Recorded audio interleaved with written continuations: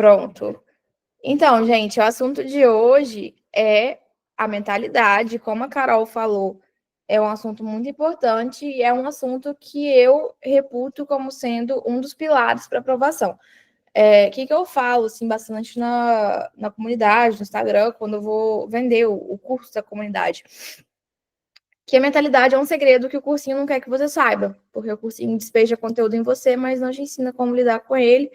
Fala que você tem que fazer a prova, fala que você tem que ir bem na prova, mas não te ensina como ir bem na prova, como desenvolver uma mentalidade aprovada. Então, assim, eu acho que 50% da aprovação acontece na mente. Se você acredita que pode ser aprovado, isso faz você se mover com muito mais vigor, com muito mais certeza, com muito mais garra em direção a um objetivo, porque o nosso cérebro, ele não gosta de gastar energia à toa. Então, por isso a gente tem tanta dificuldade de fazer algumas tarefas um pouco difíceis, tediosas, repetitivas, porque o cérebro pensa, por que eu estou fazendo isso? Eu não vou ter recompensa nenhuma, eu só vou gastar energia.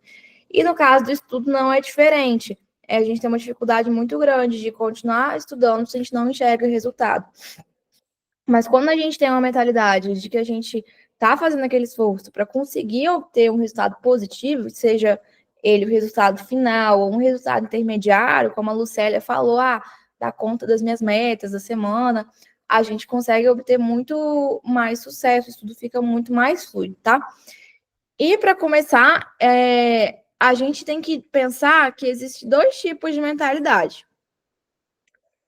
Uma mentalidade que é a mentalidade fixa, que é a mentalidade que a gente chama de mentalidade Gabriela. Eu nasci assim, eu cresci assim, vou viver assim, para sempre serei assim, que é a Gabriela. E a mentalidade de crescimento. A mentalidade de crescimento, ela traduz o sentimento de que não há nada na vida que não possa ser superado, que não possa ser aprendido por meio do trabalho duro. Então, é uma mentalidade que, por exemplo, troca o eu não sou capaz por eu não estou conseguindo neste momento, eu ainda não tenho os conhecimentos necessários, mas vou conseguir, eu estou tendo dificuldade neste momento, mas estou investindo para que um dia não tenha mais.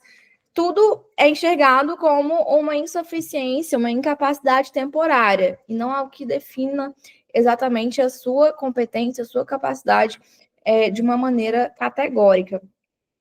E para a gente começar, antes de falar assim de modelo cognitivo, de neuroplasticidade, de como a gente transforma a nossa mentalidade, a gente tem que partir de um ponto de partida, que além de ter essa distinção da mentalidade fixa e mentalidade de crescimento, que é de fazer uma autoanálise profunda. E para a gente começar esse exercício de autoanálise, a gente tem que pensar que postura a gente está agindo na nossa vida. Se você é capitão do barco ou se você é um marinheiro à espera de ordem, se você é diretor do seu próprio filme ou se é coadjuvante. Porque tem muita gente que fala assim, eu vou fazer concurso para ver de qual é, porque todo mundo está fazendo, ou não, vou fazer concurso porque meu marido falou para fazer, vou fazer concurso porque tá saindo um monte de concurso, mas sem assumir o verdadeiro papel de protagonista nessa história, né? E além dessa decisão, que é macro, de fazer ou não concurso público, existem alguns subníveis, que eu estou fazendo isso porque eu acho que é certo para mim, e desde a decisão até o método de estudo. Eu estou estudando por PDF, estou estudando por esse curso, estou estudando desse jeito, porque alguém falou que é melhor assim, ou porque eu realmente entendi que essa é a melhor forma. E quando a gente age numa postura secundária, seja da metáfora do marinheiro, à espera de ordens, ou do coadjuvante, a gente tem dificuldade de lidar com momentos de frustração. Porque a gente pensa assim, não sou eu que estou no comando disso, então você vai se deixando ser arrastado pela maré e acaba não olhando para dentro e percebendo como você pode melhorar com as dificuldades que são inerentes ao processo. Igual vocês quatro me falaram que estão na correria. Mas quando você se coloca como a protagonista da própria história, você aprende a lidar com essa correria de uma maneira que seja produtiva para você, de maneira que você consiga superá-la, né? Por isso eu coloquei aqui, aprender com cada chuva, fazer um telhado mais forte. Então, assim, eu não vou enganar vocês muito provavelmente vão enfrentar reprovações na medida que fazem provas de concurso, e isso é normal. Mas o que vai definir o resultado que você vai ter a partir desse evento, né, que é a reprovação, é justamente isso, ter a mentalidade de aprender com a chuva, fazer um telhado cada vez mais forte. E por que a gente se contenta, às vezes, com a mentalidade que vibra tão baixo, que vibra tão negativamente, que fala sempre numa crença de incapacidade, de insuficiência, de diminuição, de que a gente é sempre menor do que o outro, porque o nosso cérebro, ele procura padrões, ele vai procurar aquele que mais repete. A gente também funciona muito com base no espelhamento, de ver como outras pessoas agem, então a gente acaba reproduzindo esse comportamento também. Por isso que é tão importante modular o ambiente para que seja que a gente se espere em pessoas que coloquem a gente para cima, tá? E quando a gente está nesse processo de autoanálise, de promover uma mudança de mentalidade para entender como que a gente está agindo em relação à própria vida, acho que eu tirei uma parte aqui que estava. Mas eu vou mandar um material escrito com tudo, tá, gente? Aqui são só as 10 principais, vou falando, e eu vou consultar também dois livros aqui, que são esses 2 livros aqui, o Aprendizado Sem Limites e o Poder da Ação. Estudei esses livros, vou mandar essa aula para vocês, e né, unir a minha experiência, aos cursos que eu fiz. E mais, então, vou fazer referência a eles a algumas horas, e aí vou ler alguns trechos para vocês, para a gente trabalhar juntos. Mas uma coisa que ele fala aqui nesse livro, o Paulo Vieira, ele fala que quando a gente está nesse processo, a gente conta muitas historinhas para a gente mesmo. O que são historinhas? São narrativas que nós construímos para justificar um comportamento ou outro.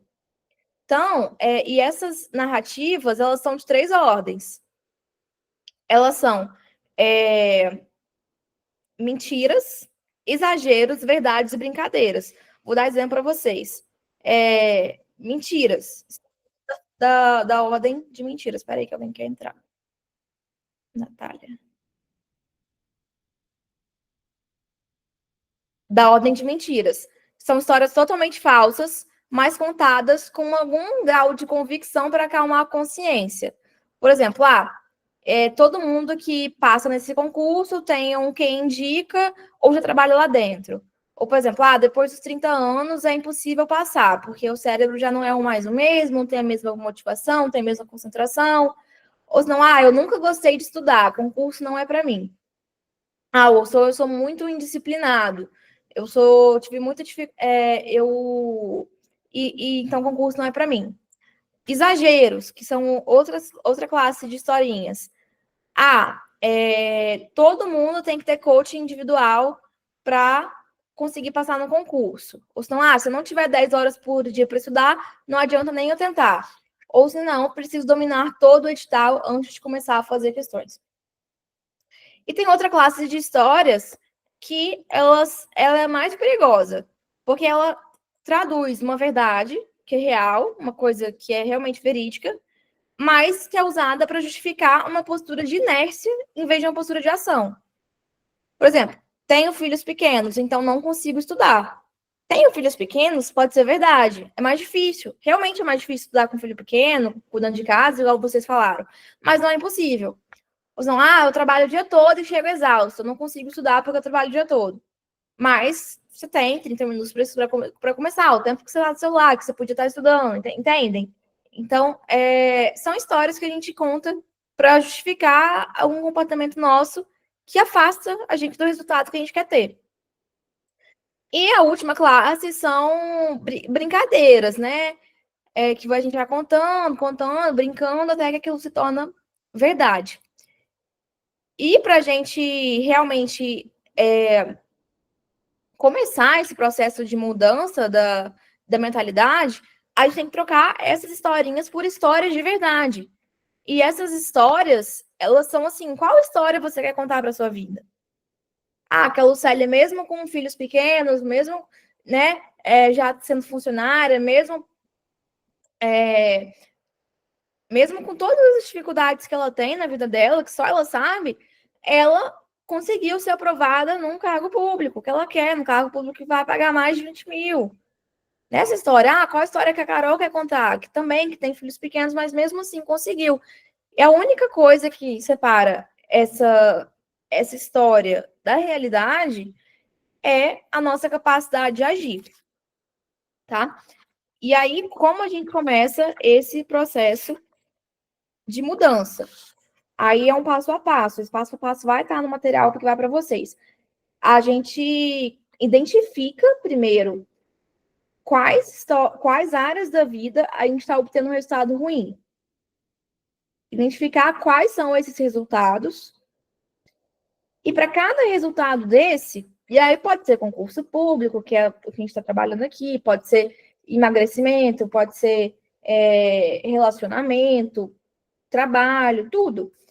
Identificar para cada resultado negativo desse, qual historinha a gente tem se contando, para a gente deixar.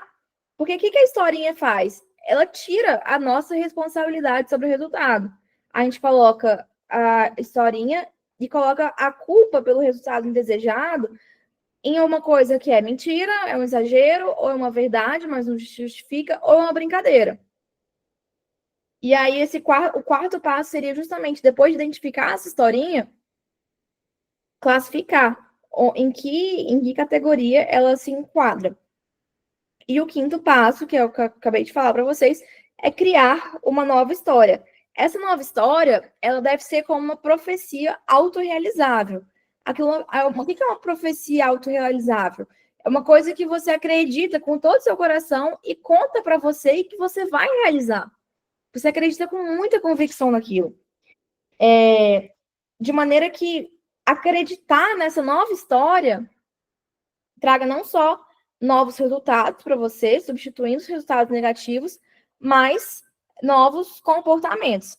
Vocês querem ver uma coisa que eu lembrei aqui, que muita gente fala que o Brasil não dá certo. Porque é culpa do governo, porque é culpa dos impostos, nenhuma empresa prospera no Brasil. Isso não é verdade, porque senão não teria empresa de sucesso no Brasil. Se fosse tão culpa do governo, assim, da política, dos impostos, enfim, da falta de mão de obra qualificada. Então, é por aí. E aí, uma coisa que está estritamente relacionada a esse processo de mudança é a gente ganhar autorresponsabilidade. O que significa autorresponsabilidade?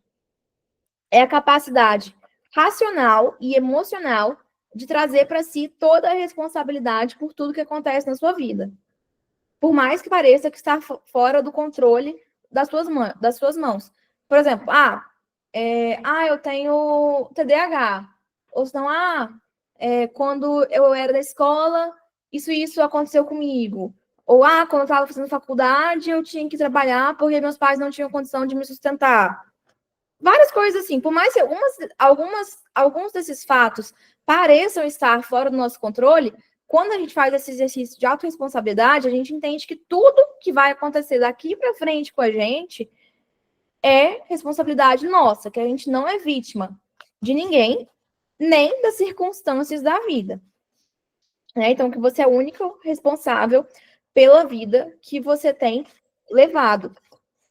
Você controla os acontecimentos, as circunstâncias. E aí ele fala aqui nesse livro que as grandes pessoas de sucesso, elas não culpam as circunstâncias pelos resultados que elas levam, mas assumem a responsabilidade por eles e se perguntam: se eu quero um resultado diferente da próxima vez, o que eu tenho que fazer de diferente? Isso pode ser muito aplicado na seguinte situação: a gente faz uma prova, a prova é muito difícil, a banca enlouquece, exemplo, prova do TCU, 17 questões de programação. Ninguém esperava por isso. Mas todos os candidatos que têm esse perfil de autorresponsabilidade voltaram para si e se perguntaram: ok, estava no meu controle escolher 17 questões de programação? Não estava. Mas se esse é o padrão agora, o que eu posso fazer de diferente para me sair melhor na próxima, tá? E existem algumas... E quando a gente fala só voltando aqui um pouquinho, que eu acabei passando, quando a gente fala de promover mudanças reais na nossa vida, esse autor, ele traz uma pesquisa que é conduzida pelo Daniel Goleman, que tem livros bastante famosos até. E nessa pesquisa, eles falam que apenas 2% das pessoas realmente produzem mudanças reais em suas vidas. 13%, né, seja na sua vida, no seu núcleo familiar, no seu contexto social, 13% são aquelas que veem as mudanças acontecerem e até ajudam essas mudanças a acontecerem, dando algum tipo de suporte. E 85% não age, fica ali somente com o rebanho da vida, meio que Maria vai com as outras, tá? Então, quando a gente quer sair desses 85%, quer ir além dos 13% e entrar nos 2%, que é realmente quem muda a história da nossa vida. Eu tenho certeza que algumas de vocês foram as primeiras da família a conseguir uma graduação, a ter curso superior, entrar e talvez sejam as primeiras também a serem aprovados num concurso público de alto nível na família, tá? Isso acontece muito. E quando a gente fala de autorresponsabilidade, a gente tem que entrar nas 6 leis da autorresponsabilidade. Eu não vou falar as 6 aqui, porque eu acho que existem algumas que se aplicam melhor ao âmbito do estudo mesmo, né? Que é não reclamar das circunstâncias, não buscar culpados, não se fazer de vítima, não justificar ou fugir dos erros, e entender que não existem erros, mas apenas resultados. Então, entrando aqui nessa que eu selecionei primeiro, que é o não reclamar, por que a reclamação é tão perigosa? Porque quando a gente reclama, a gente foge da autorresponsabilidade, se exime do que aconteceu, e a gente olha para o que está ao nosso redor como se a gente não tivesse nenhum poder de influência naquele resultado. Igual o exemplo que eu dei do TCU. A prova foi super difícil, caíram 17 questões de programação, caiu uma discursiva super complexa. Mas eu não tive culpa, porque foi a banca que escolheu. A gente pode adotar esse discurso, mas se a gente fica reclamando, a gente fala, então não importa o que aconteça, eu não faz diferença, porque a culpa não é minha. E aí a gente entra na segunda lei, que é não buscar culpados, que entra nessa mesma esfera. Porque quando a gente entende que esse resultado insatisfatório, seja uma reprovação, um resultado abaixo do esperado, foi culpa de outra pessoa ou de alguém, a gente passa a seguinte mensagem para o nosso cérebro: por que eu vou mudar e procurar fazer uma coisa diferente se esse resultado negativo ele vai vir do mesmo jeito porque foi culpa de outra pessoa? Então, assim, ele dá alguns exemplos aqui. Por que eu vou mudar se o problema é o meu professor? Aí, né, no contexto do concurso público. Por que eu vou mudar se a concorrência vai ser sempre alta? Eu nunca vou ser capaz de alcançar os outros candidatos mais qualificados, né? Então, em vez de culpados, ele dá a sugestão aqui de procurar soluções e aliados e parceiros de uma aprendizagem eterna.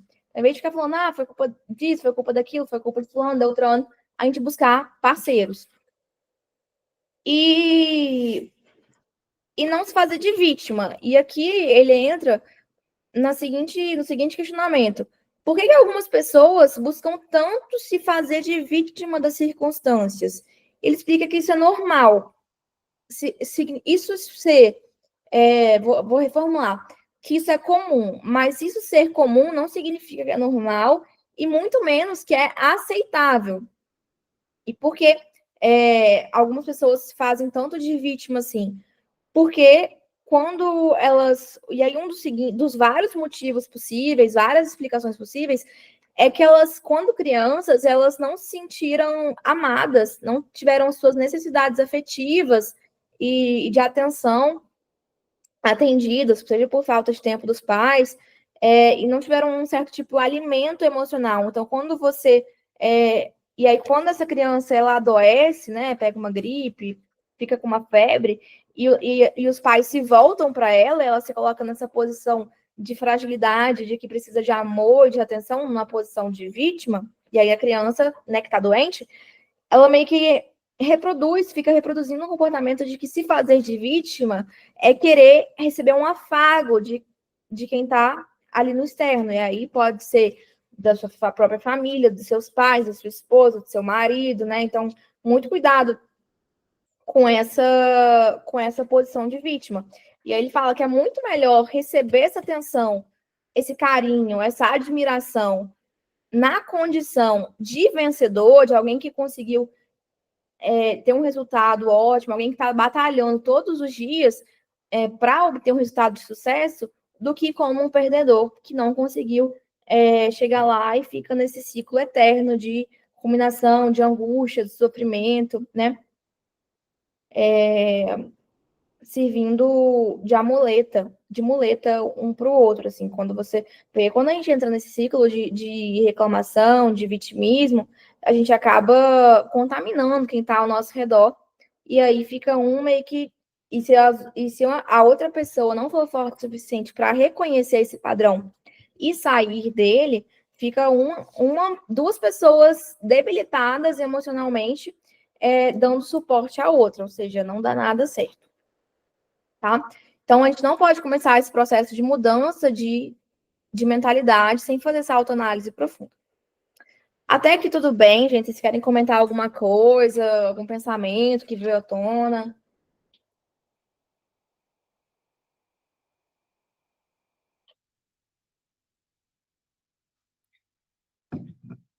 Tá tranquilo? Podemos seguir? Tá tranquilo. Show. Né? E então vamos partir para a prática. Como que o sucesso é alcançado? O sucesso vem de um plano de ação. Todo aluno meu de mentoria recebe um plano de ação.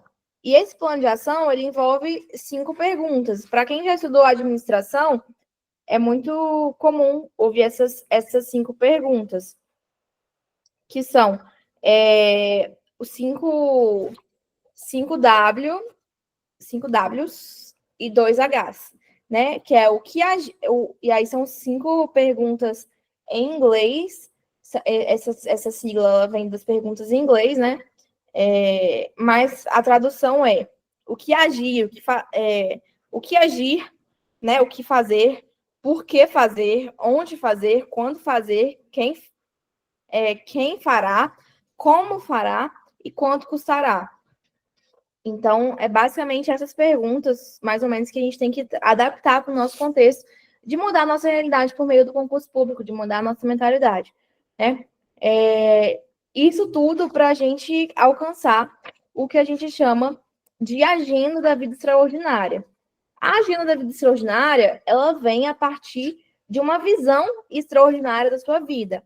Aí na comunidade, Carol, você deve ter visto que lá dentro do módulo, que um exercício que tem é o visualizando os seus propósitos, visualizando sua vida, seus motivos. Agora eu não lembro exatamente o nome que está lá, mas é justamente o que ele traz aqui como visão de vida extraordinária, que é a vida que você sempre sonhou, sem limites. Assim, se alguém virasse para você e falasse, Lucélia, Carla, Letícia, Natália, como que você se imagina daqui a 10 anos, se tudo fosse possível, né? Eu gostaria de ser auditora fiscal, eu gostaria de estar numa casa desse jeito, no bairro tal, com o meu marido, viajando todo ano, viajar para um lugar tipo Maldivas, ter o carro Jeep Compass, que seja, tudo isso, escrevendo com muitos detalhes. Só que essa visão extraordinária da vida, ela tem que acompanhar uma agenda da vida extraordinária, que é justamente uma agenda que, a partir dessas perguntas que eu falei, de como fazer, de como chegar lá, a gente vai manter ações consistentes numa rotina de excelência para alcançar essa vida abundante, né? Que é exatamente garantindo que a nossa agenda ela seja compatível com a vida que a gente quer ter. Então, por exemplo, se você está se dedicando a um projeto estudo para concurso público, a gente tem que ter essa agenda moldada para esse objetivo também.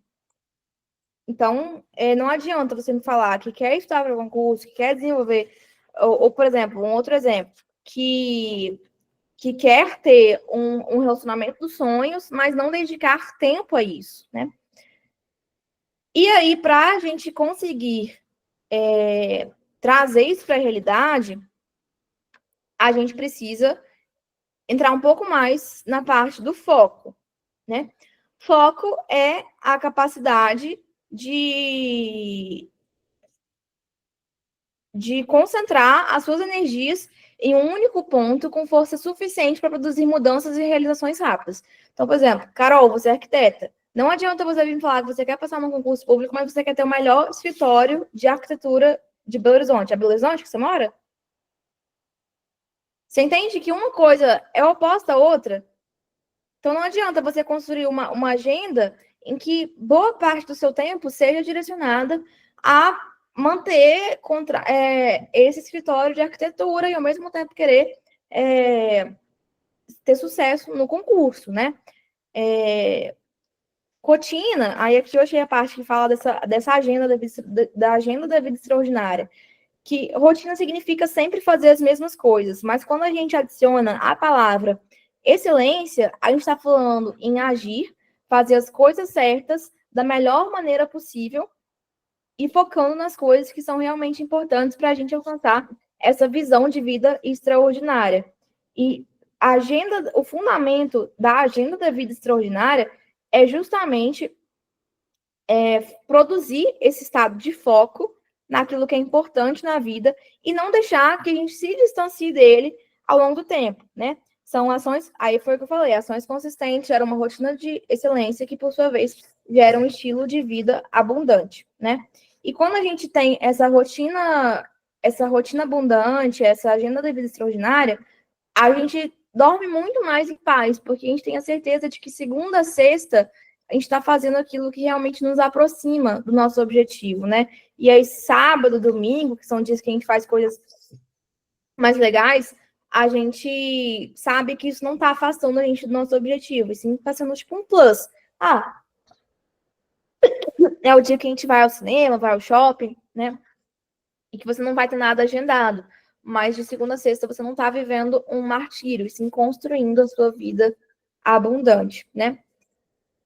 E por que que pessoas com o mesmo nível intelectual, mesma formação, mesma condição financeira, mesmo plano de fundo social, religioso, político, obtêm resultados diferentes?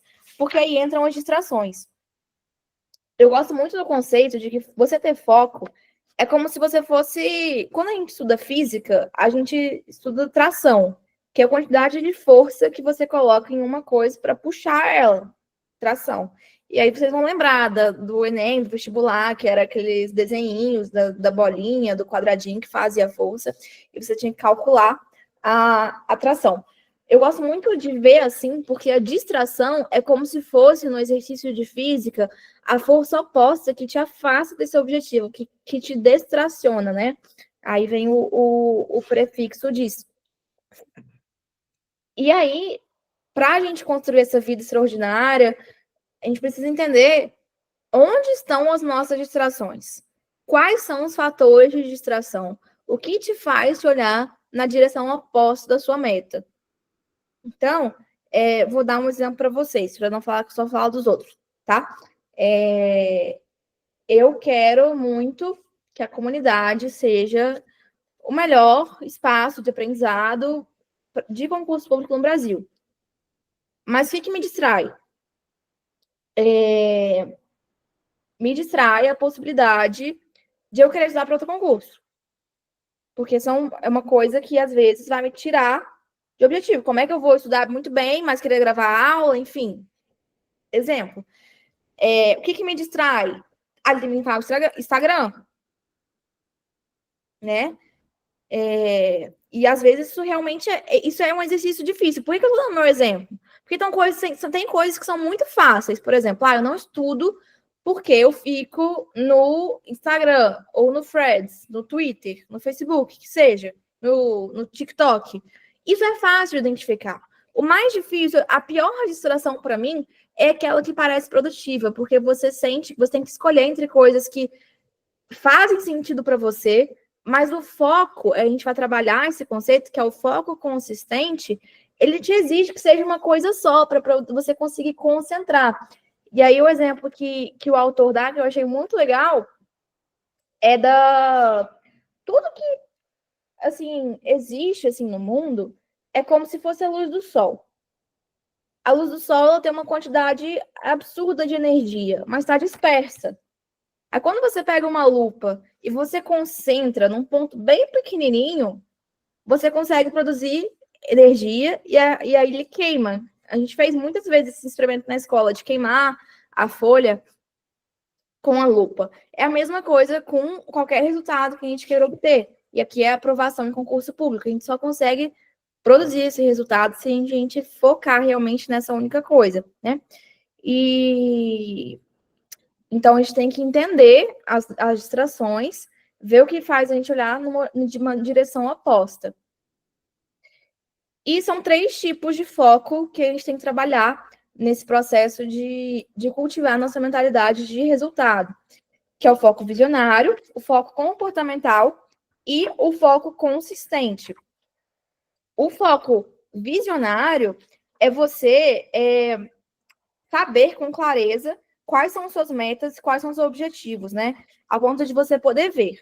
E aí eu falo muito que não adianta você virar para mim e falar, Helena, eu quero estudar para concurso público. Mas eu quero ser procurador. Ok. Menos pior.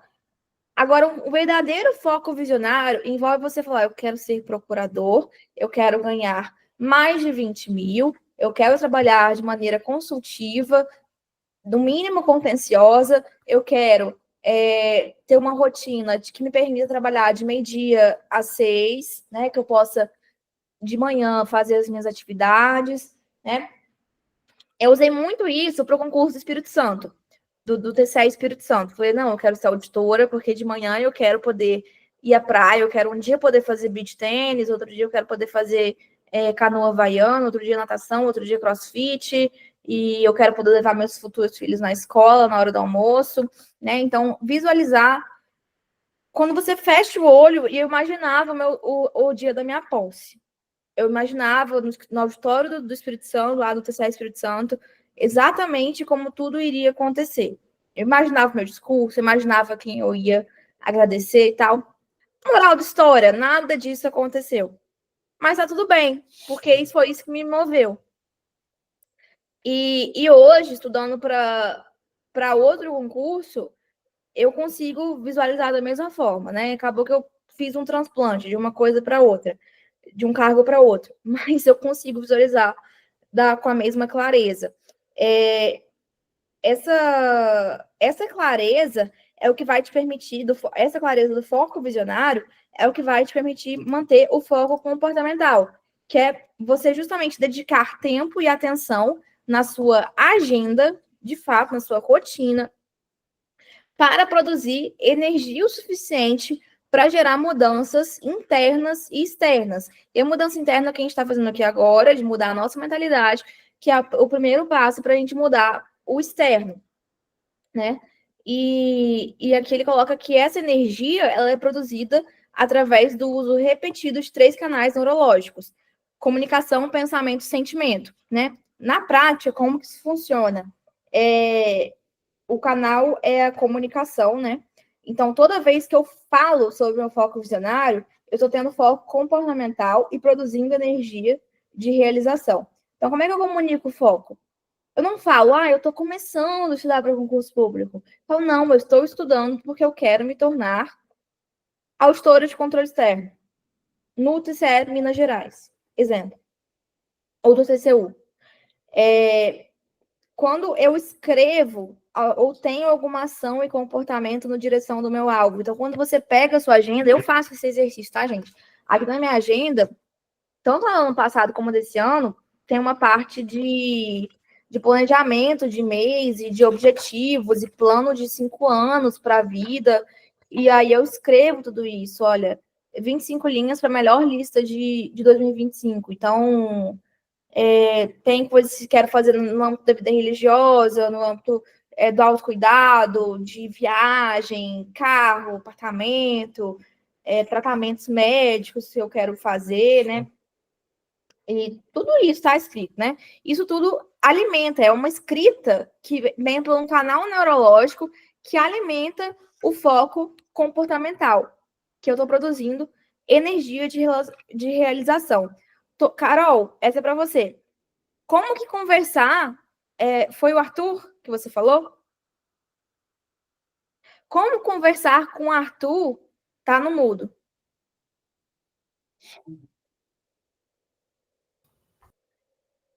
Eu não sei se é Arthur ou Rafael, eu acho que é Rafael. Rafael. Acho que é Rafael. É porque eu lembrei de arquitetura, foi a arquitetura. Ah. Mas como que conversar com o Rafael foi bom para você?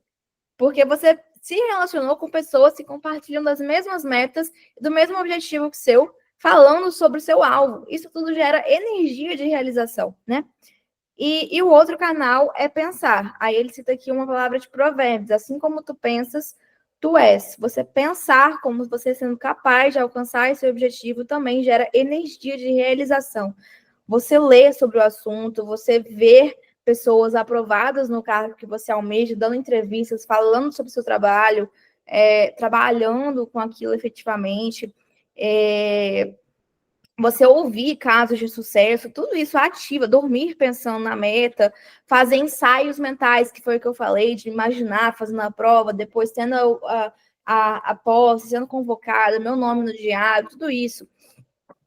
Eu vivi isso num grau tão profundo que na minha formatura eu fiz um adesivozinho que assim falava, era minha foto no ensaio de formatura, e aí embaixo era escrito assim: agora só falta o nome no diário oficial.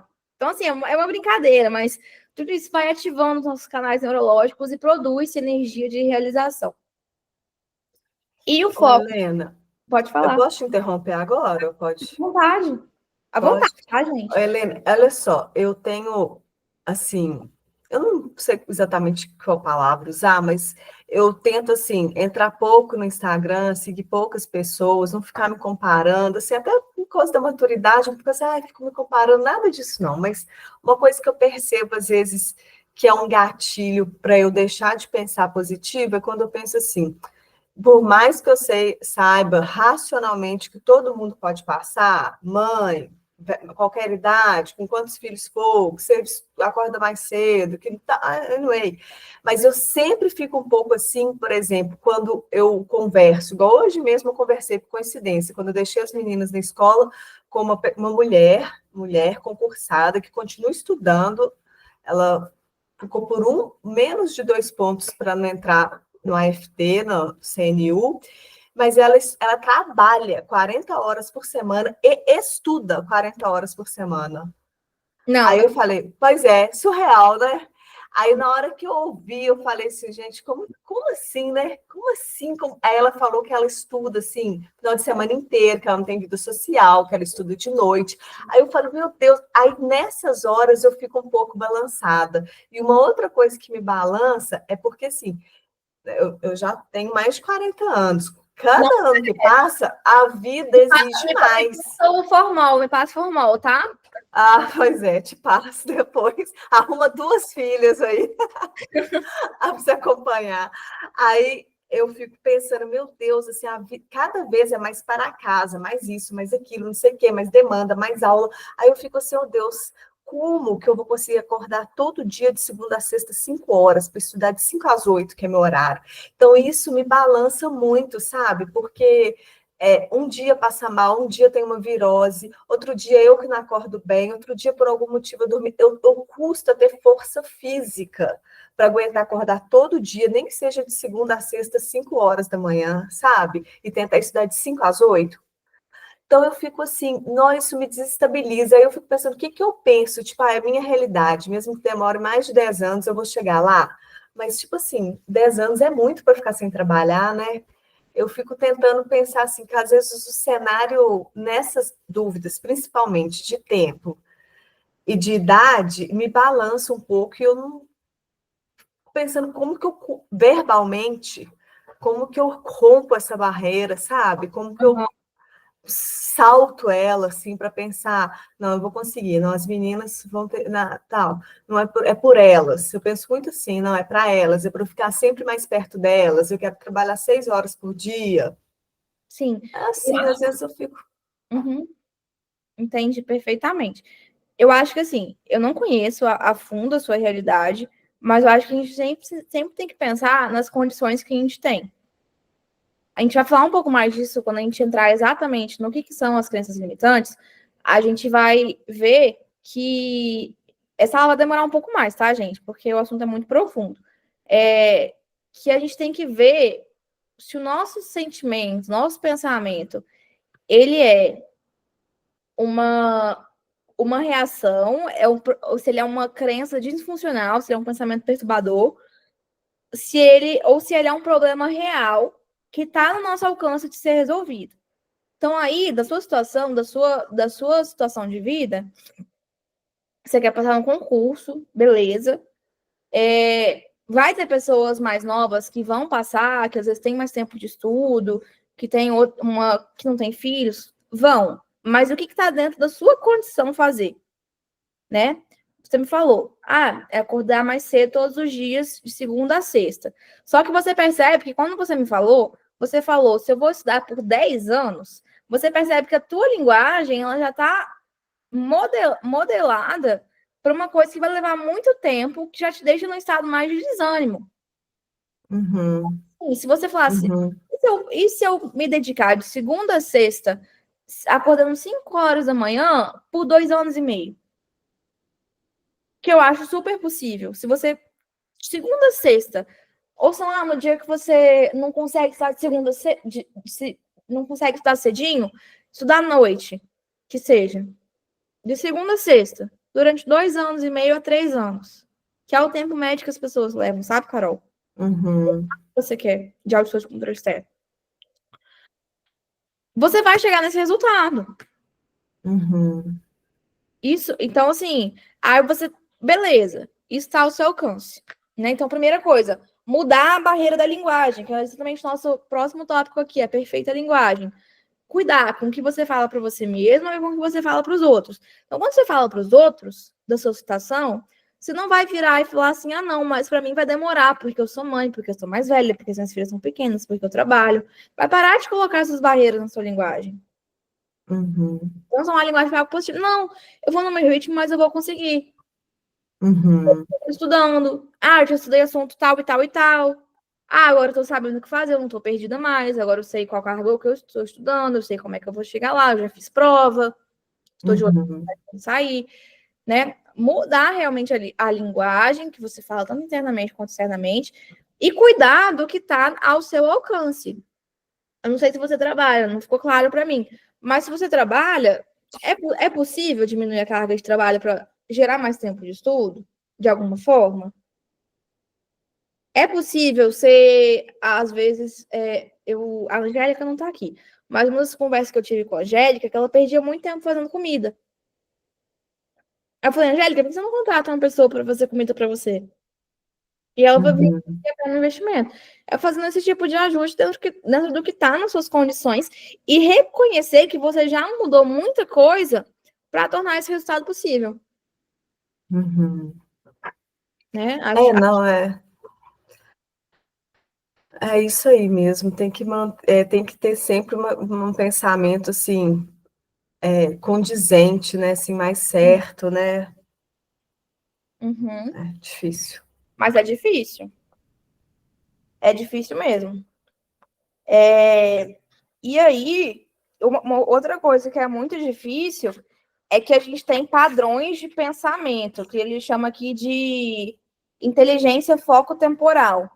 Porque imagino que uma coisa que também pode te acontecer, Carol, é pensar assim, deixa eu só aumentar o ar aqui que tá meio gelado.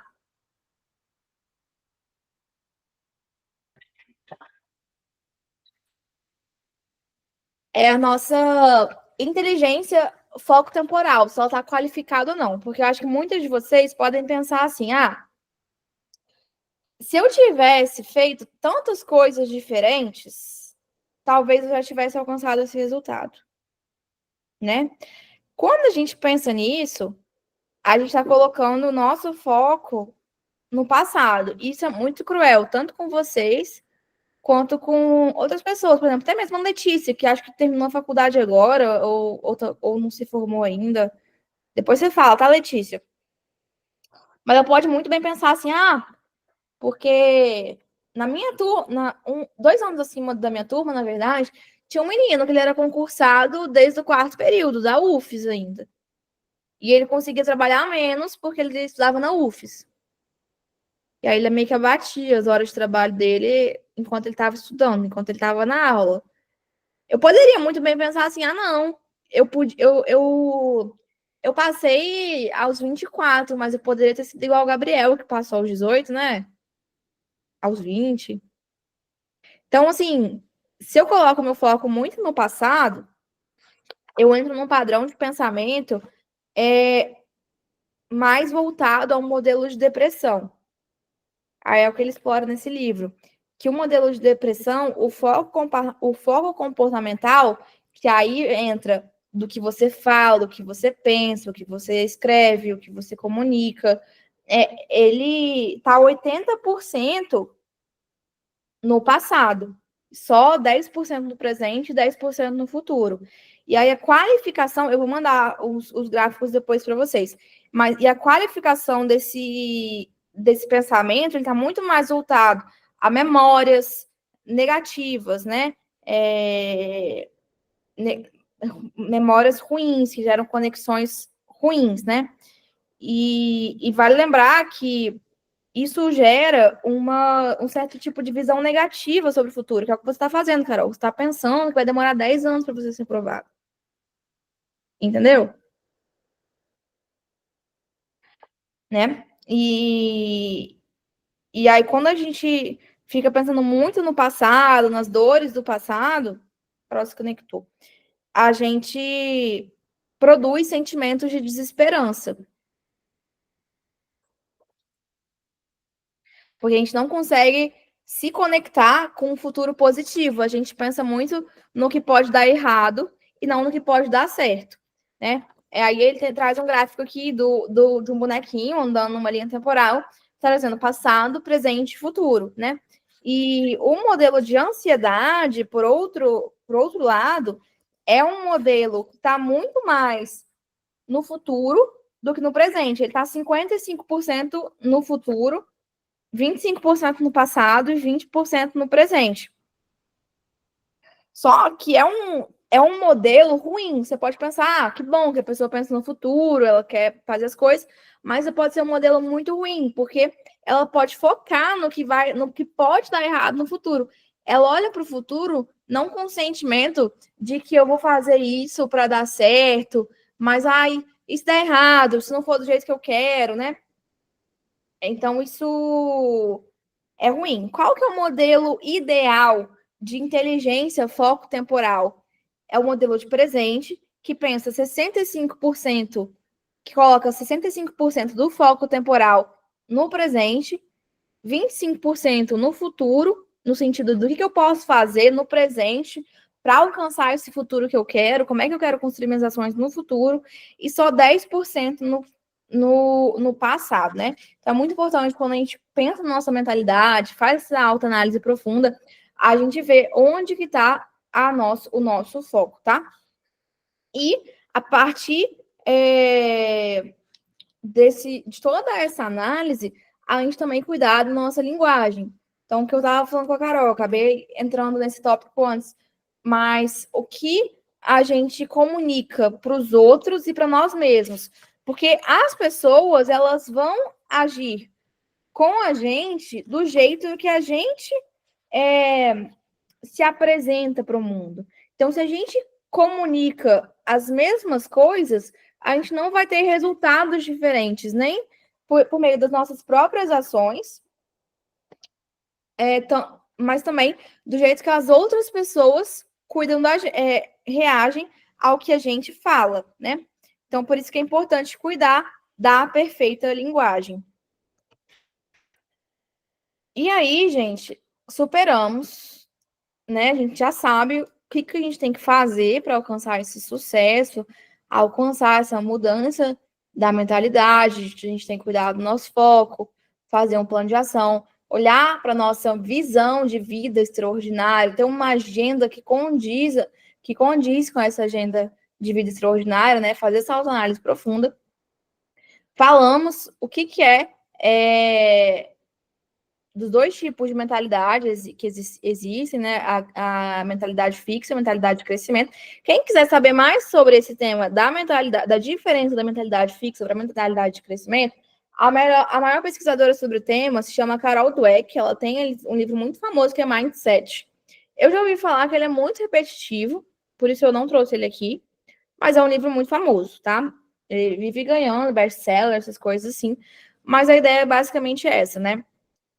Ela tem alguns vídeos, alguns TED Talks, algumas palestras, alguns artigos mais curtos também, que podem ser interessantes, tá? Carol, você saiu que eu estava falando da questão da inteligência foco-temporal, né? Você pegou um pouquinho, mas que existem os modelos de depressão da ansiedade. O modelo depressivo, ele tá 60% do tempo no passado. Então, ele fica só remoendo as coisas do passado, o que nutre pensamentos depressivos e projeta uma visão negativa sobre o futuro e impede boas ações no presente, né? Não cria energia de realização. E o modelo de ansiedade, ele está muito lá na frente, mas em vez dele pensar nas ações que ele pode tomar hoje para construir um futuro de sucesso, pensa muito no que pode dar errado. Então, é um modelo que nutre muita insegurança. E o modelo de sucesso, que é o modelo que está no presente, cultiva 65% de pensamentos no presente, do que você pode fazer no modelo no momento presente, e 25% no futuro, que é o que eu posso fazer hoje para construir um futuro melhor, e só 10% no passado. O passado também é importante no sentido de aprender com o passado, mas não ficar remoendo, né?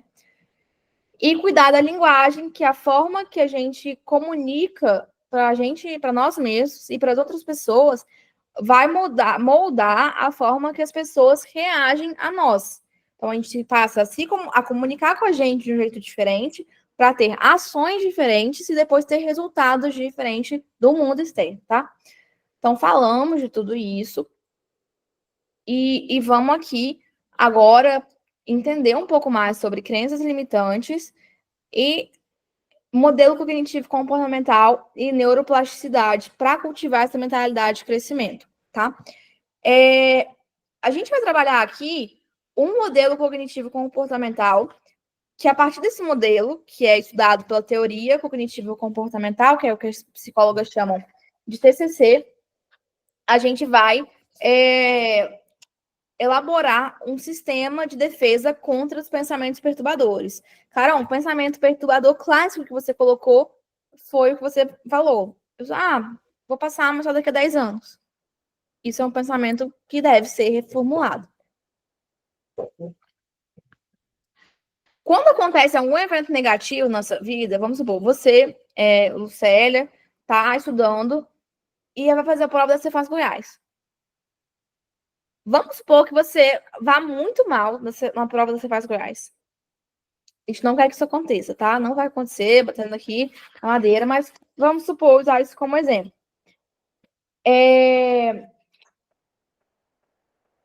Comparando com o exemplo do cachorro que o outro ator traz aqui no livro.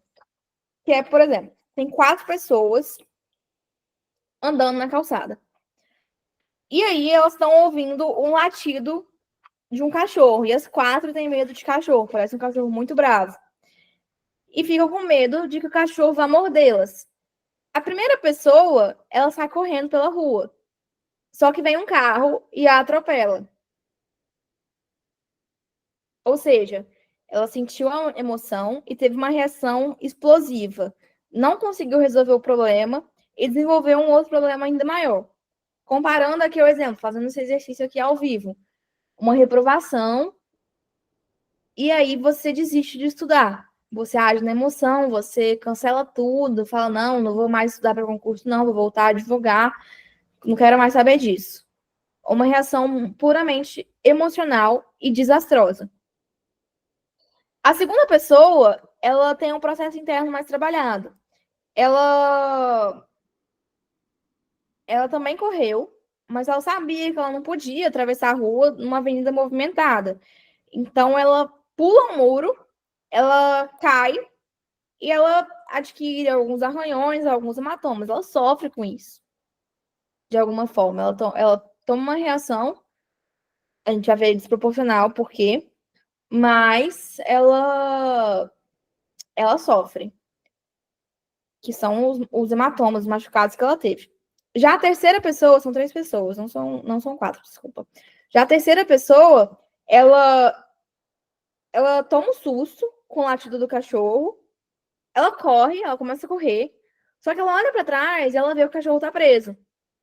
Ou seja, o cachorro não ia poder machucar nenhuma das 3 pessoas. A terceira pessoa, ela foi mais inteligente, porque ela conseguiu ser protegida mentalmente e ela racionalizou o problema. Ela não deixou a emoção falar mais alto. Ela tinha um processo interno bem equilibrado que elaborou uma solução. Que ela entendeu o pensamento de medo que ela tinha, né? Não deixou isso falar mais alto, racionalizou e viu o que fazer, né? Então, tem vários pensamentos que eles vêm de maneira automatizada por conta do nosso modelo cognitivo comportamental, tá? São pensamentos rápidos, eles falam avaliação, eles são avaliativos, eles são críticos, eles surgem de forma automática diante das situações e eles proporcionam conclusões erradas que não são questionadas. Ah, por exemplo, reprovei. Eu poderia ter, pegando um exemplo meu aqui, fui muito mal na prova do TCU, só fiz 30% da prova, mas eu já estava uns 3 meses, mais ou menos, 2 meses, vamos colocar assim.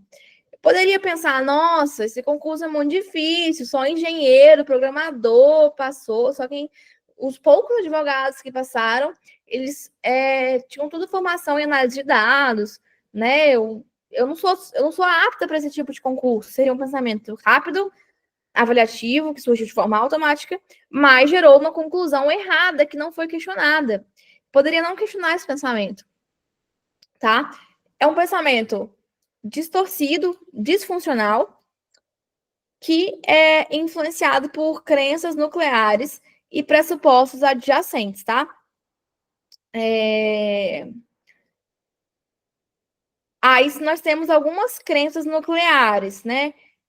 Que a psicologia classifica como crença de desamor, né? Acreditar que não é amado nem digno de amor. Crença de desvalor, essa que influencia muito a gente. Acreditar que é incapaz, impotente. Crença de desamparo, acreditar que não será amparado, não receberá apoio, está sozinho no mundo, né? E os pressupostos adjacentes, que são um conjunto de regras que a pessoa deve seguir, que afeta o seu comportamento. Ah, se eu agradar todo mundo, eu vou ser amado. Ou se eu sofrer um acidente, ninguém vai estar lá mais, ninguém vai estar lá para me ajudar. Então, às vezes, a gente nutre algumas dessas crenças e cria pressupostos adjacentes. No sentido de, eu sou incapaz, eu não fui um bom aluno, eu não consigo, eu sou impotente, então eu não vou conseguir, por mais que eu me esforce, né? Que cria um pressuposto adjacente. E aí, algumas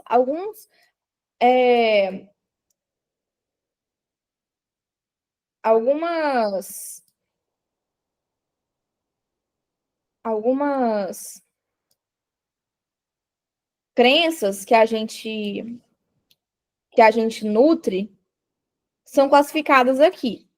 Ai, gente. Desculpem.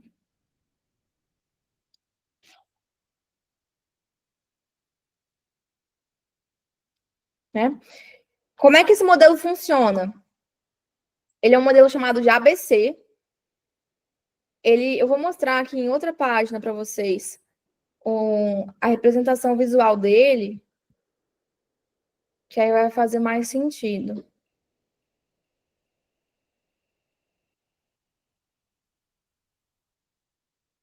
Aqui.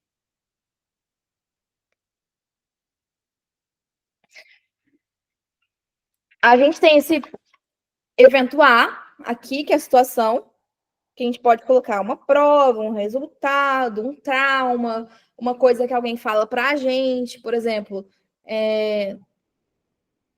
Não foi. Não sei se foi nesse livro ou em outro que eu li, mas um evento traumático, ele não precisa demorar muito para causar um grande impacto em você. E aí, um autor de algum livro que eu li fala que em 10 minutos os pais dele conseguiram criar nele a crença de que ele nunca poderia dançar em público. Ele passou meses treinando para fazer uma apresentação de samba, e aí quando ele sambou e foi perguntar para os pais o que eles tinham achado, os pais dele detonaram, falaram assim, nossa, horrível, nunca vi uma coisa tão ridícula na vida.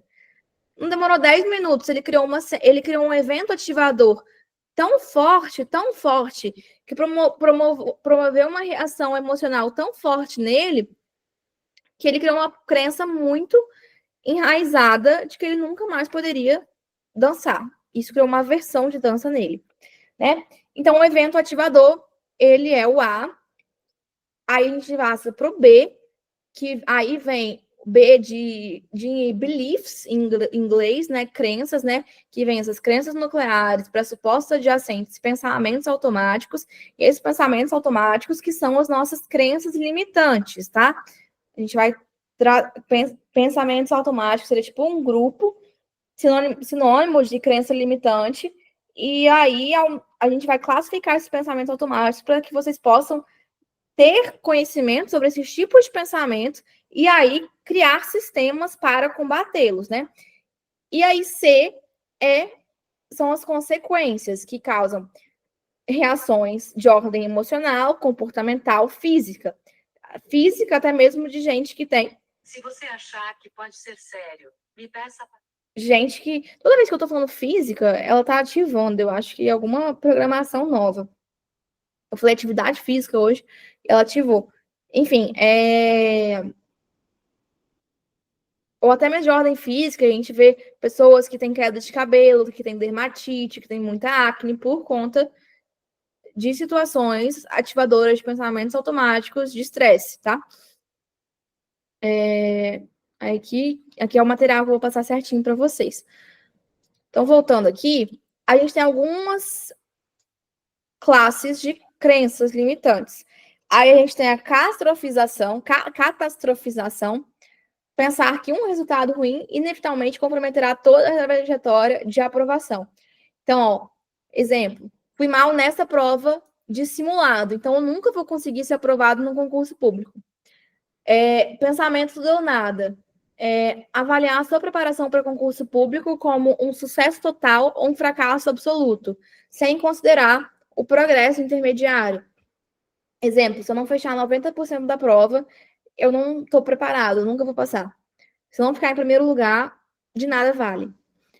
Abstração seletiva. Focar apenas nos pontos fracos da preparação e ignorar os avanços e conquistas. Por exemplo, fiz uma prova e só acertei uma questão de raciocínio lógico, mas eu acertei as 10 de direito constitucional. Mas você só fica focando no fato de você ter ido mal em raciocínio lógico. E leitura mental. Presumir que as outras pessoas...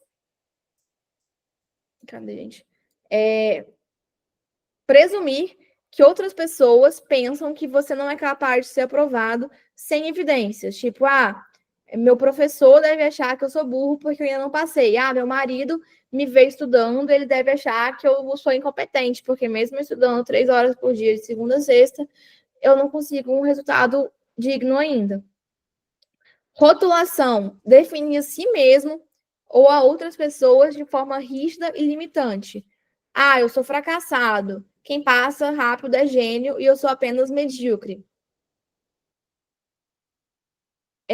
Desqualificação do positivo.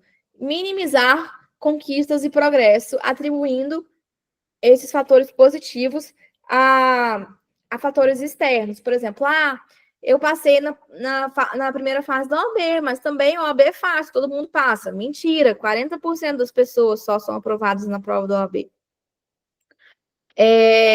Ou personalização. Assumir responsabilidade pessoal por fatores fora do controle.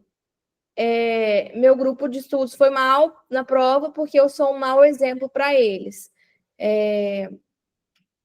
Adaptando mais para o concurso público, deixa eu pensar. Seria, por exemplo...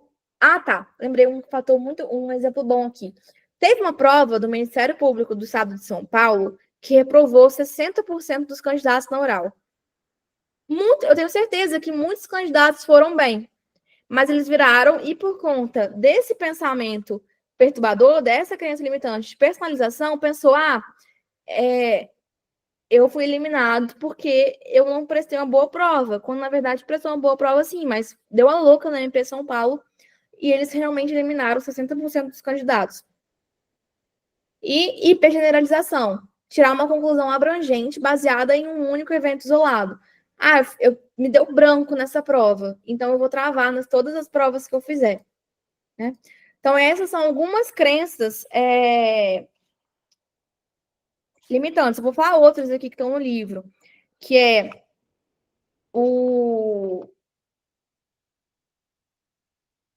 raciocínio emocional nublado, que é quando, por exemplo, quando a gente permite que as nossas emoções nublem o que vai acontecer, o nosso julgamento sobre um fato futuro. Estou me preparando para a prova do CAL de Minas Gerais. Eu acho que eu estou nervosa porque eu estou me preparando, e aí você começa a achar que algo não vai dar certo, que a prova vai ser muito difícil, que você vai ter muito nervosismo, né? Ou achar que você sabe tudo sobre tudo que todo mundo pensa sobre você e nunca é alguma coisa positiva, né? Ou desculpas excessivas. Tá bom. Letícia, depois você assiste a gravação, então. Que bom que você tá gostando. Ou desculpas excessivas. Você se coloca na posição de que você é culpado de tudo, quando na verdade não é. Tem muitos fatores fora do seu controle, né?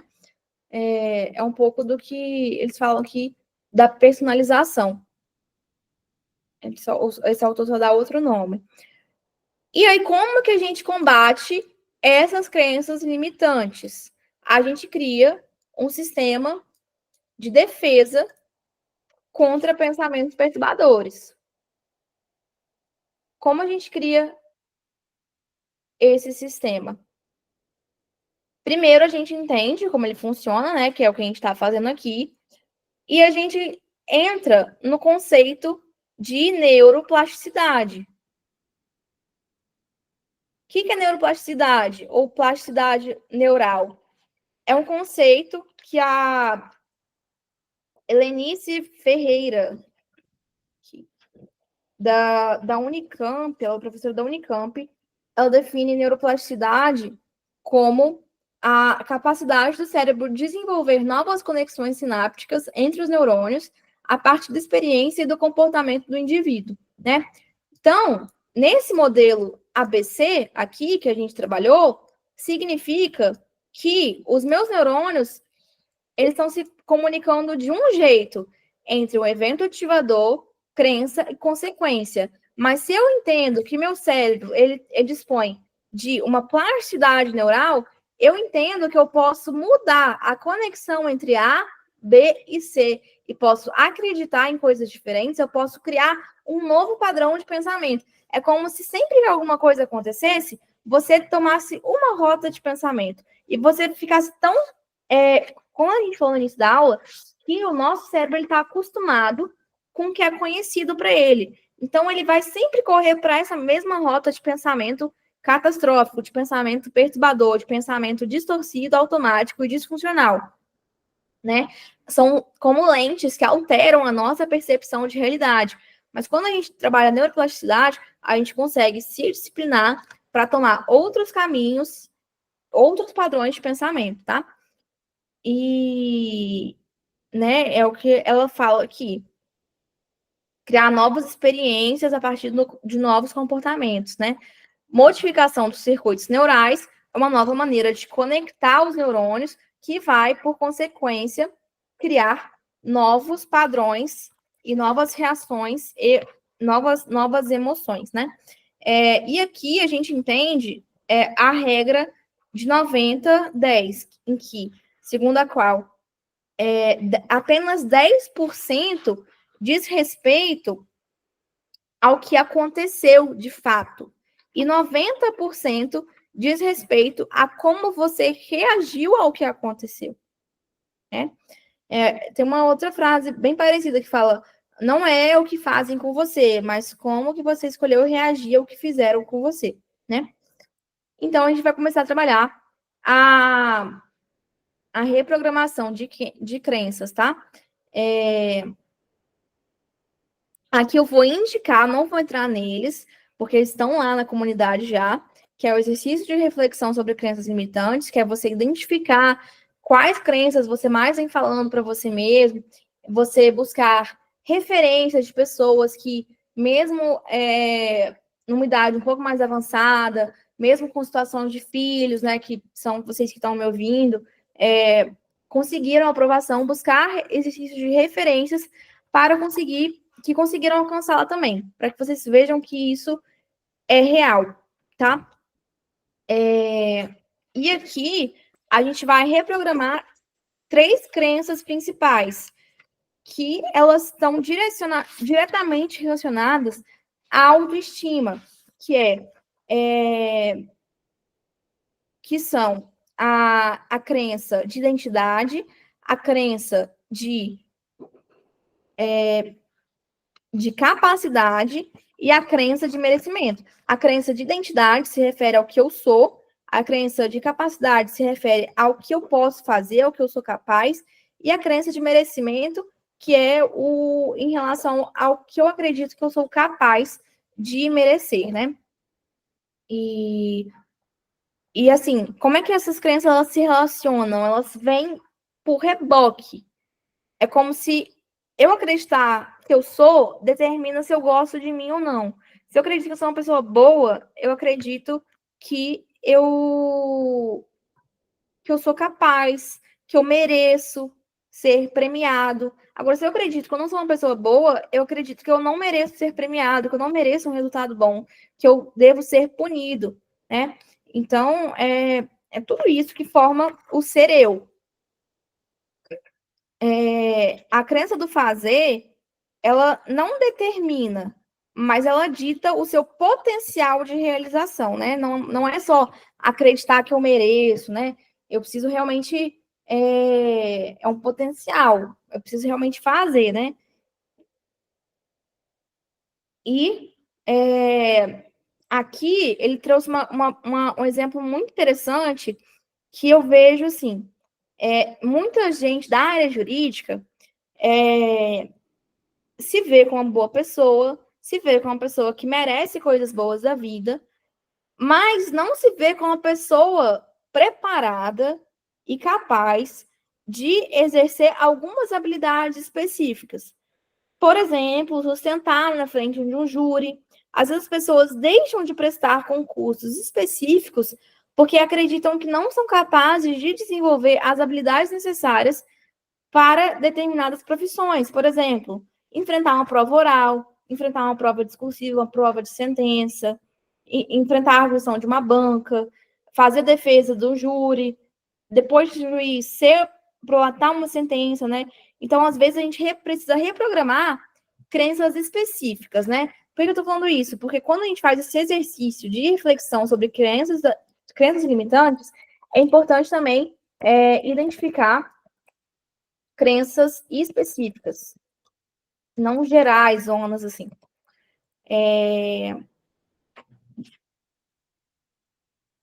E aí, quando a gente tem a crença de identidade forte, adequada, alinhada com essa crença de capacidade, a gente naturalmente passa a construir também a crença de merecimento, que é tipo assim, se eu sou uma pessoa boa, se eu sou capaz de fazer o que eu preciso fazer, se eu estou fazendo isso, eu naturalmente acredito que eu mereço ter um resultado positivo, né?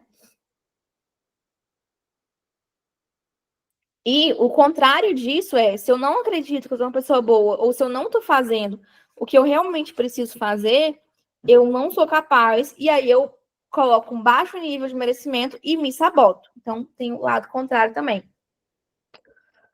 Tudo isso faz parte do coeficiente emocional, da perfeita estrutura emocional.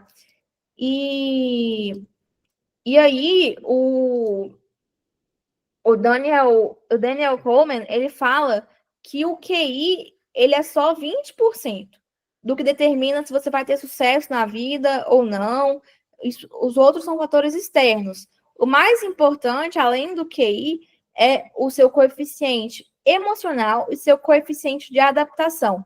Aqui nós vamos trabalhar os dois, que é tanto identificar as crenças limitantes, trabalhar o emocional, trabalhar o foco comportamental, o foco visionário, foco consistente, né? A questão da autoestima, da agenda visionária, da agenda extraordinária, né? Visão de vida, mas também o coeficiente de adaptação, da gente entender o erro, entender as frustrações, entender que as dificuldades, elas vão vir, porque a vida é cheia de desafios, isso é inegável, mas a gente vai trabalhar o coeficiente de adaptação, como é que a gente trabalha para superar essas adversidades, transformá-las em alavancas, né?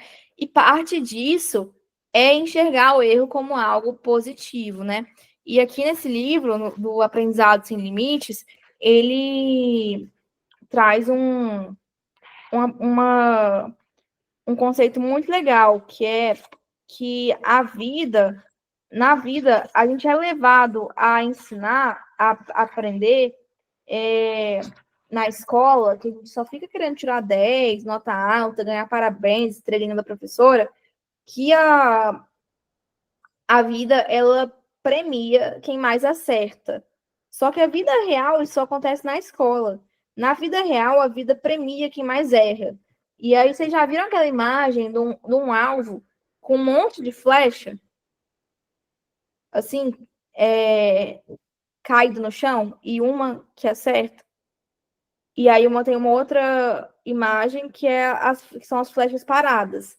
E aí isso mostra que a vida, ela vai premiar quem mais erra, porque quem mais erra, uma hora vai acertar, que tem a capacidade de corrigir e se reestruturar mais rápido, né?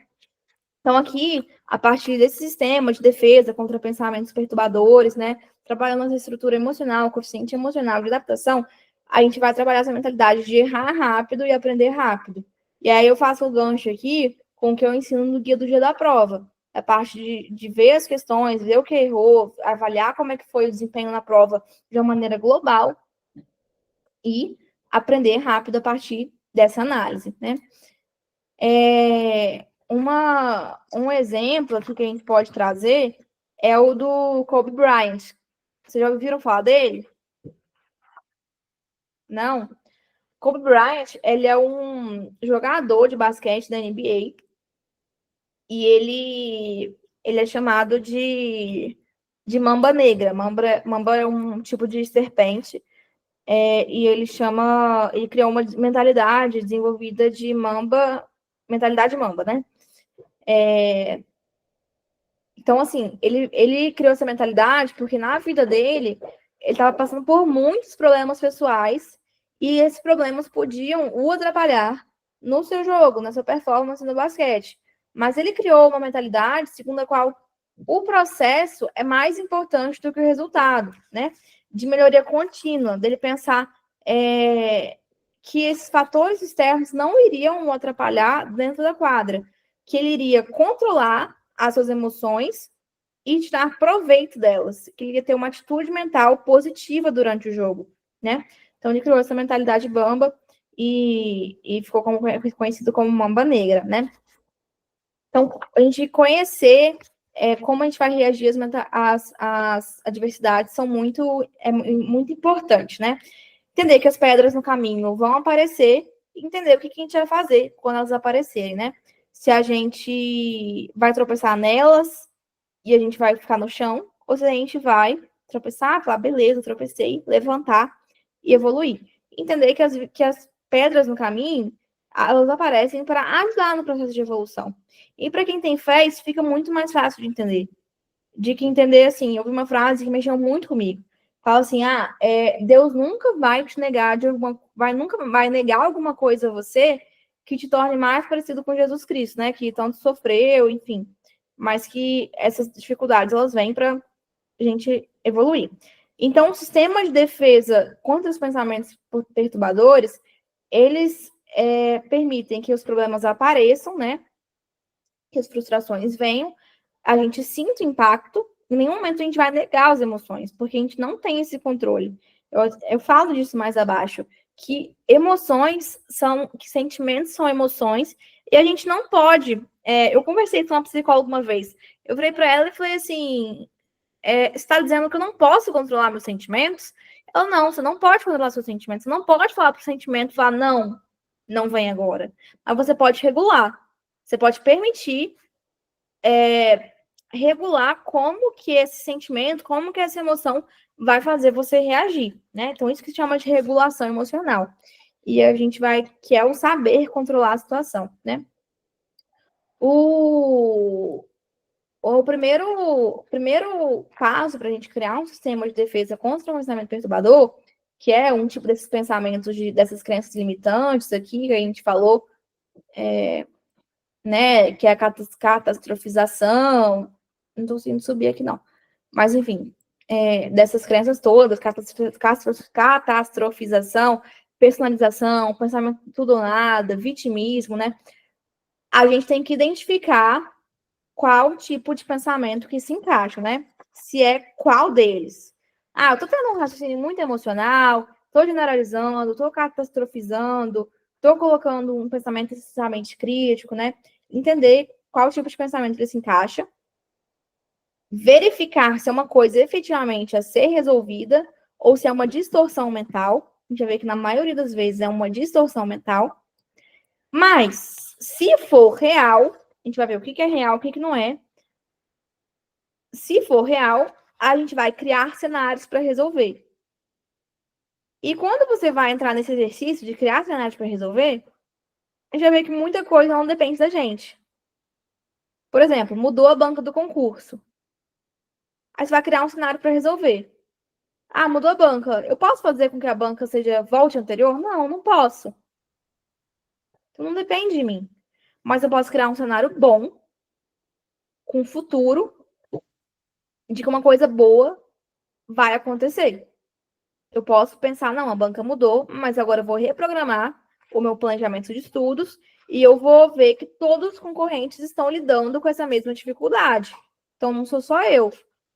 Isso é racionalizar o pensamento, né? E entender que isso é natural, que muita coisa não depende da gente, e criar um cenário bom, né? Reestruturar o cronograma, estudar mais. Não depende de você voltar para a banca antiga e não vai adiantar nada ficar sofrendo. Quando a gente se depara com uma coisa que não que foge do nosso controle, a gente não precisa ficar sofrendo por aquilo, né? Então, até coloquei como anotação aqui. O sacrifício é diferente do sofrimento. A gente se sacrifica para estudar para concurso, mas a gente não precisa necessariamente sofrer no processo. Mais do que naturalmente a gente, né, fica estressado, se cansa, isso é natural, né? Então, é dessa forma que a gente elabora, melhora o nosso coeficiente emocional e melhora um sistema de defesa. É basicamente essas 3 etapas aqui. Identificar o tipo de pensamento que ele se encaixa, por isso que foi importante apresentar os tipos de crenças limitantes, verificar se é uma coisa que a gente realmente pode se resolver ou se é uma distorção, e se for uma coisa real, né, Carol, que foi o exercício que eu fiz com você. Entender qual que é o cenário, qual que é o pensamento. Isso foi uma coisa que, em alguma medida, está na nossa esfera de resolução, criar cenários para resolver. É basicamente isso. E, gente, como mensagem final para essa aula de hoje, eu queria deixar alguns recados, né? Primeiro, eu já acabei já falando, né? Que apesar de tudo que a gente falou aqui hoje, que ajuda bastante a produzir emoções diferentes, a produzir emoções positivas em vez de negativas, as emoções são sentimentos e sentimentos não podem ser controlados, somente regulados. Então a tristeza vai vir, a desmotivação ela vai vir também, até num padrão de pensamento, de inteligência temporal. Gente, uma pessoa que viva no presente, que tenha 65% do seu foco comportamental voltado para ações do presente, o pensamento vai navegar pelo passado de vez em quando, ou pelo futuro, em padrão de segurança, isso vai acontecer. Mas a gente tem condição, ferramentas de reagir de maneira diferente para eles, né? E a obesidade mental é uma situação que a gente vive muito hoje, né? Tem muito vídeo no YouTube por aí, muita gente falando muita coisa no Instagram, muito papo de coach, assim. Eu não sou contra papo de coach, não, tá, gente? Até esse livro aqui, inclusive, é um coach que escreve. Mas muita coisa que a gente lê e processa sempre num padrão de autocobrança, de ai, por que eu não sou assim logo? Não, ai, eu tenho que fazer isso, eu tenho que fazer aquilo, por que eu não tô dando conta? E às vezes a gente tem que dar uma reduzida nisso. A gente tem uma obesidade de informações o tempo todo e que impede a gente de ver com clareza o que realmente importa. Então, cuidado com isso. O ambiente virtual é extremamente importante para cultivar uma mentalidade de sucesso. Quantidade de questões por dia, entendi. E entender, fazer os exercícios sobre ajuste de mentalidade que estão lá no módulo, né? A Carol já fez. Não sei se outras meninas chegaram a olhar. E, por fim, acreditar verdadeiramente que você é um farol de possibilidades, tanto para si quanto para os outros. Tudo que você realmente acreditar que você é capaz de fazer, quando estiver tendo esse padrão de pensamento modificado, é bem possível que você alcance tudo que você se propõe. E ainda que não alcance aquilo que você se propõe inicialmente, é muito possível e provável que você colha bons resultados ao longo do caminho, se você estiver mantendo uma rotina de excelência, com bons hábitos, bons pensamentos, e acreditando realmente que você é capaz. O que a Natália colocou aqui? Aconteceu comigo, achava que se a rotina não estivesse pesada, cheia e sacrificante o suficiente, não estava fazendo a coisa certa. Esse é um tipo de pensamento tudo ou nada. Se eu não estiver sofrendo muito, não tá certo. Vou até printar aqui. Enfim, gente, isso é o que eu tinha para a aula de hoje. Eu queria ouvir comentários de vocês, se vocês gostaram, acharam interessante. Se vocês querem que eu volte em algum ponto, que eu explique melhor alguma coisa, digam aí.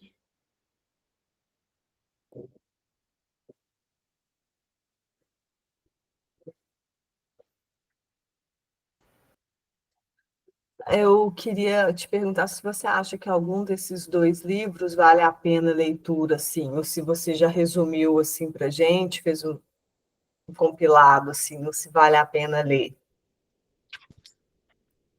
Acho que não vale não, Carol. Ah, então tá. Eu acho que é isso mesmo, né? Eu acho que, principalmente para quem tem pouco tempo, não pode perder tempo pensando bobeira, não. Tem que concentrar e pensar só no resultado final mesmo que a gente quer. No resultado final, mas também nos resultados intermediários ao longo do processo. Tipo assim, reconhecendo o quanto você já caminhou. Isso faz parte de um exercício que está no módulo de mentalidade. Reconhecer que não é só o resultado final que importa, mas também as vitórias que você tem ao longo do processo. Tanto de, eu estou me encontrando profissionalmente, a área que eu quero, estou conseguindo estudar todos os dias, estou conseguindo ter sucesso nas questões, nas disciplinas, né? Verificar tudo isso, né? Esse aqui eu não recomendo, porque ele fala muita coisa que eu falo na comunidade, então seria muito repetitivo, entendeu? Uhum. Eu confesso que eu comprei esse livro porque eu queria validação, eu queria, assim, realmente saber que tudo que eu falo, que eu ensino, é também o que outras pessoas ensinam, sabe?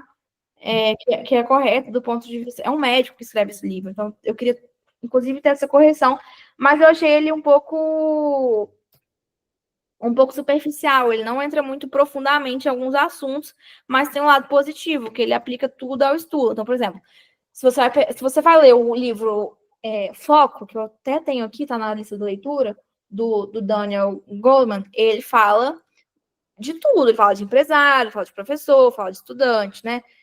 Já que não, aqui ele fala realmente para o estudante, né? Ele é dono, inclusive, de um cursinho de residência aqui em Goiânia.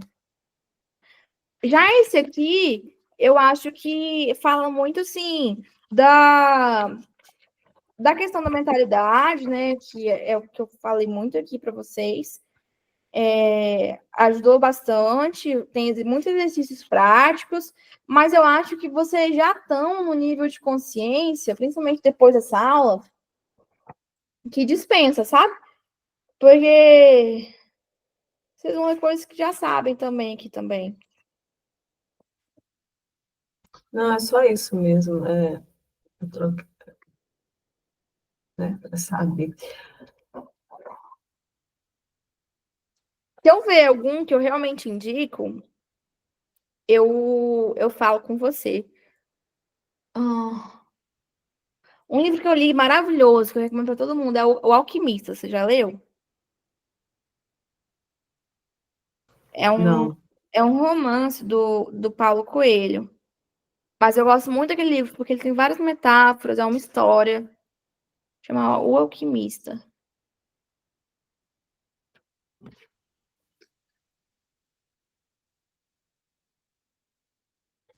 Deixa eu ver aqui, tá aí.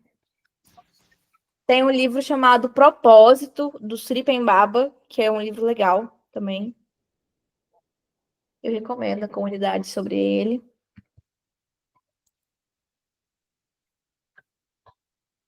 Acho que são esses que eu mais recomendo, assim. E tem um que é, inclusive, que você pode ler com as suas filhas, que é do... Chama Fernão Capelo Gaivota. Deixa eu ver aqui. Fernão? Fernão Capelo Gaivota.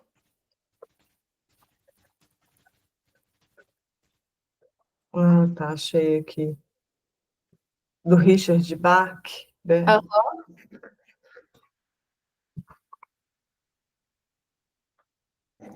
esses são legais.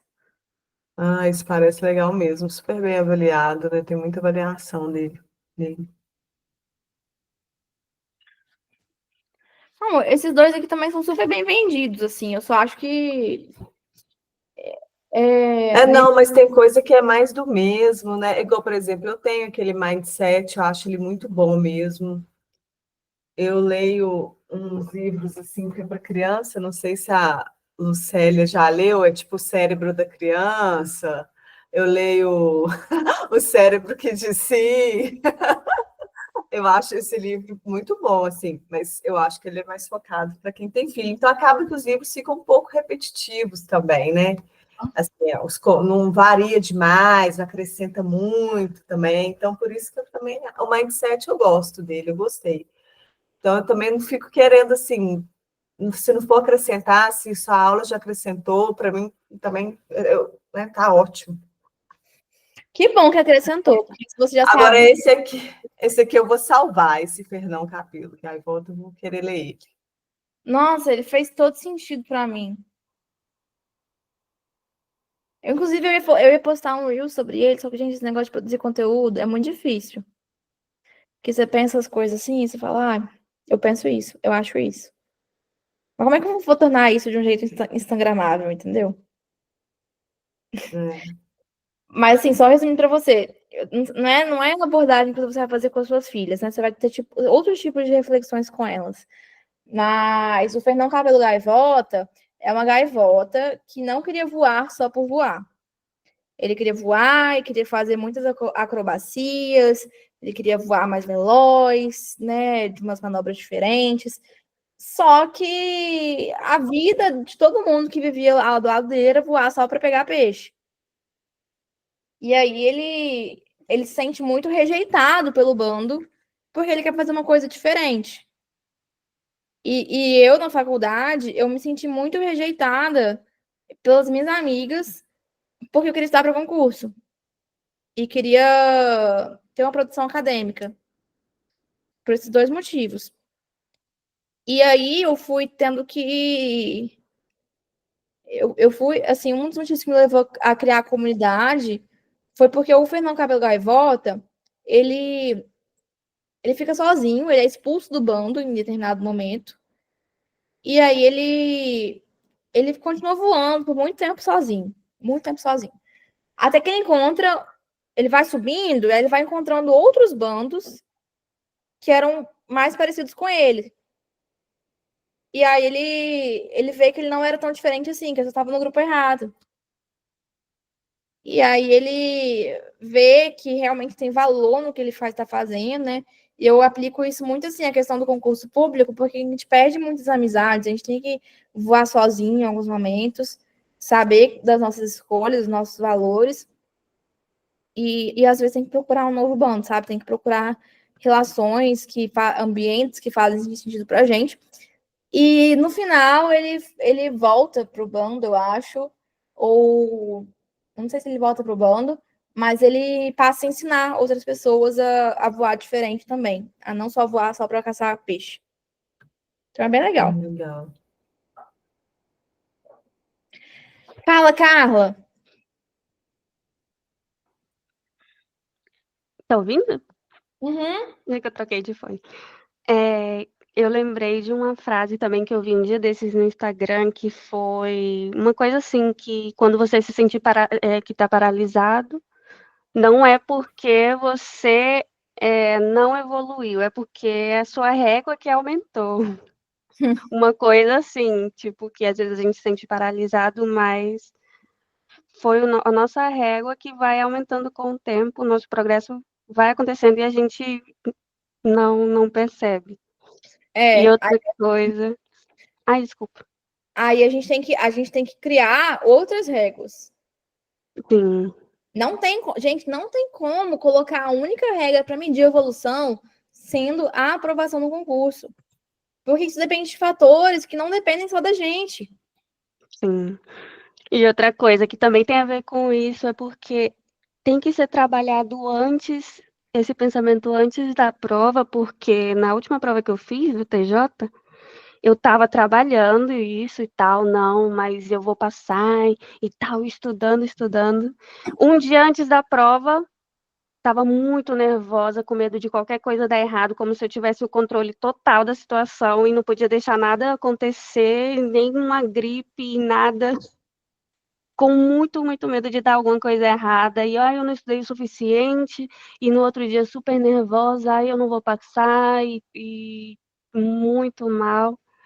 E hoje em dia já tento como não colocar minha vida naquela prova, porque senão vai acontecer a mesma coisa que aconteceu nessa prova do TJ. Que no Sim, dia da prova eu fiquei muito insegura, muito insegura. Que eu vi todo mundo lá e, nossa, todo mundo preparado e não sei o quê, e saíram, a prova estava fácil. E foi horrível. é ruim mesmo. Mas é por isso que tem uma técnica na psicologia, que é a técnica de exposição. Você vai se expondo ao mesmo ambiente, ao mesmo estímulo, né? Então, por isso a importância de fazer simulados, de prestar muitas provas, para que esse ambiente não te trave tanto assim. E realmente aliviar a pressão. E entendendo que é só uma prova, só um pedaço de papel, não necessariamente você não precisa cultivar um pensamento de tudo ou nada. Tipo assim, se eu não passar nessa prova aqui específica, as coisas vão dar errado e nada vai funcionar, porque precisa ser essa prova, né?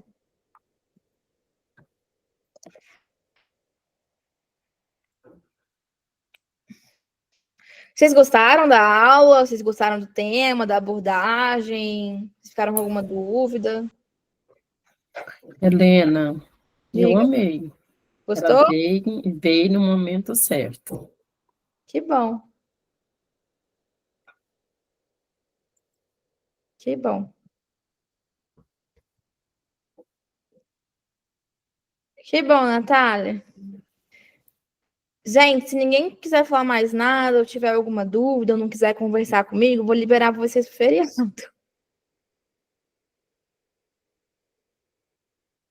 Que bom, Carla, que você gostou. Fico feliz.